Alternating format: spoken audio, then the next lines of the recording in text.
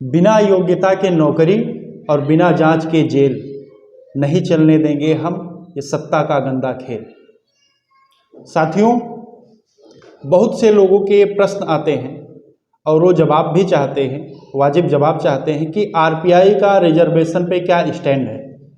आज मैं स्पष्ट रूप से और आधिकारिक तौर पर पार्टी का स्टैंड बताना चाहता हूं रिजर्वेशन पर कि हमारी पार्टी आरक्षण की किसी भी नीति का समर्थन नहीं करती है, चाहे वो जाति आधारित आरक्षण की बात हो, चाहे वो आर्थिक आधार पर आरक्षण देने की बात हो। इसमें हम ओबीसी आरक्षण यानी कि मंडल कमीशन का भी विरोध करते हैं, एससी और एसटीज के नाम पर दिए जा रहे रिजर्वेशन का भी विरोध करते हैं और ईडब्ल्यूएस यानी सवर्णों को दिए जा रहे 10% रिजर्वेशन का भी विरोध करते हैं। हमारी पार्टी का ये बिल्कुल भी मानना नहीं है कि किसी भी अयोग्य व्यक्ति को मात्र इसलिए कि वो एससी एसटी या ओबीसी समाज से आता है, उसकी योग्यता कम है, तो उसको हम किसी योग्य पद पर काबिज कर दें। हमारी पार्टी योग्यता को सिरोधार्य करती है। अगर आपके पास योग्यता है तो आप उच्च पदों पर आइए, आपका स्वागत करेंगे।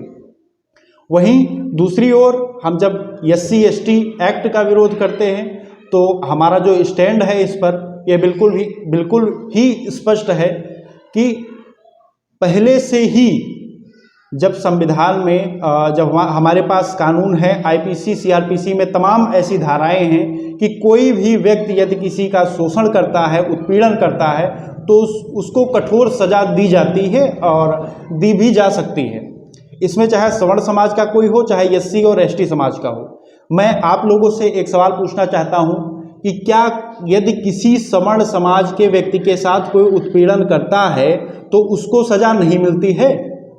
और यदि मिलती है तो फिर एससी और एसटी समाज के साथ हो रहे उत्पीड़न को आप एक विशेष कैटेगरी में क्यों रखते हैं? क्या आपको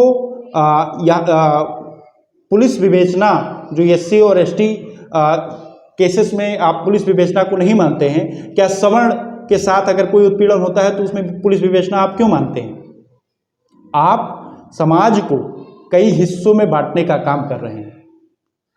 इस पर प्रतिबंध लगना चाहिए। और हम देखिए, सरकार से अब हमें कोई उम्मीद नहीं है, क्योंकि पिछले कई वर्षों से हम लोग सरकार को ज्ञापन दे करके अपनी बात समझा रहे हैं और सरकार से अपनी मांग पत्र भेज कर यह मांग कर रहे हैं कि इन अव्यवस्थाओं को समाप्त कीजिए। सरकार ना तो हमारी बात सुन रही है, ना तो स्वयं से भी इसमें कोई सुधार करना चाहती है। इसलिए हमें उम्मीद केवल आप लोगों से है। इसका सॉल्यूशन केवल एक है, आप लोग एकजुट होइए, आरपीआई का समर्थन कीजिए। आरपीआई सदन में, विधानसभा, संसद में जा करके आपकी आवाज़ बुलंद करेगी और जितने भी समाज को विभाजित करने वाले कानून हैं उन पर प्रतिबंध लगाएगी।